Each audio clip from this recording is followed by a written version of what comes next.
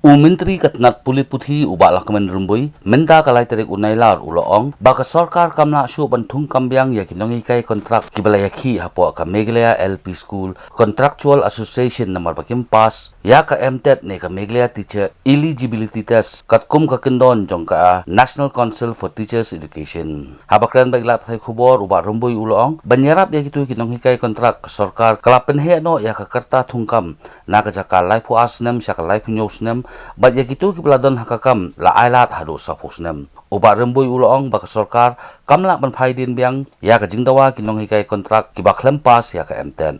It is not the question of termination. It is the question of non-renewal of the appointment. As you know that since 2010-11, there is an appointment for stopgap arrangement for a period of 59 days and subject to renewal. After that, then in the midst of that, then come the NCTA norm, where all the regular appointment of the teachers should be as per NCTA norms, NCTA norms. Then after that, in the government of Meghalaya in 2017 have taken a decision to conduct a check, and subsequently we have done that. So in the midst of that, the contractual teachers have met me many times in the 2018-19, but our stand is very clear that the policy which have already been there, we cannot change that. So, and I have they also told that since the age is not on their side, after conduction of the Mtet, they may not be able to apply.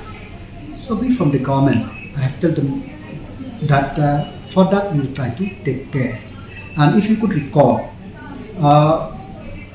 subsequently, the education department is the first department which moved the government of Meghalaya to extend the age limit from 32 years for scheduled tribe till 37 years.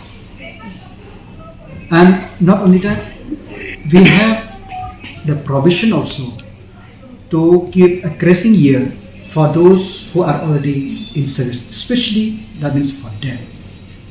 But so that we have done, and